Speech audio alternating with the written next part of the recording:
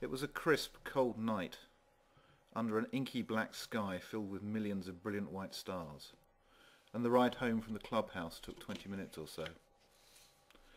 I loved riding on my own at night. There was something about the blackness, the cold wind biting at my face, the streaming smear of light on the road ahead, the howling solitude, the unthinking way that I followed the road, long grooved with memories, testing each familiar curve just one more time, that made me feel as though I was riding towards the end of the world, by myself, in my own private bubble of time and space. Alone in a dream, I roared up and across the high empty moors.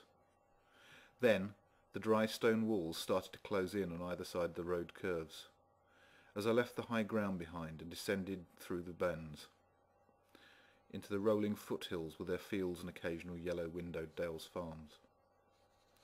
Down here, the road home was along a mix of old straight Roman roads that just begged me to gun the motor, the wind whipping past my ears singing that strange music, and sudden twisting curves familiar through years of instinctive riding, requiring fierce braking at the last possible moment, the bike drifting, using all of the available road to get the right positioning to hustle through them, the bike heeled over to maintain the speed and set me up for the acceleration that pulled me upright again as I set up for the next bend.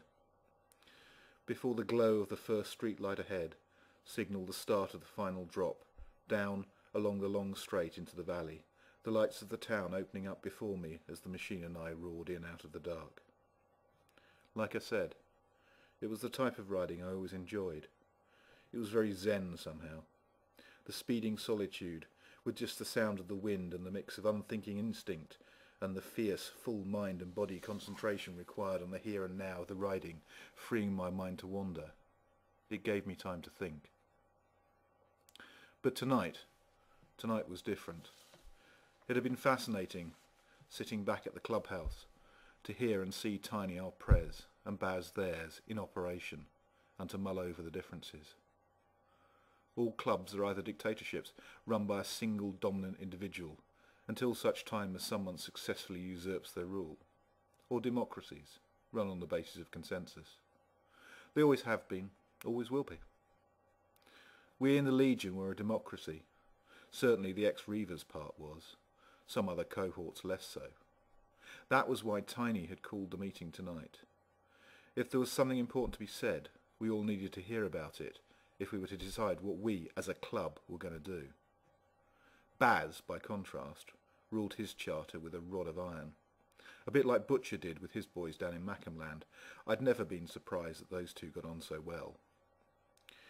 It was gone 11 when, bike locked up round the side, I walked in through the back door and parked my lid on the table. How'd it go? What's that?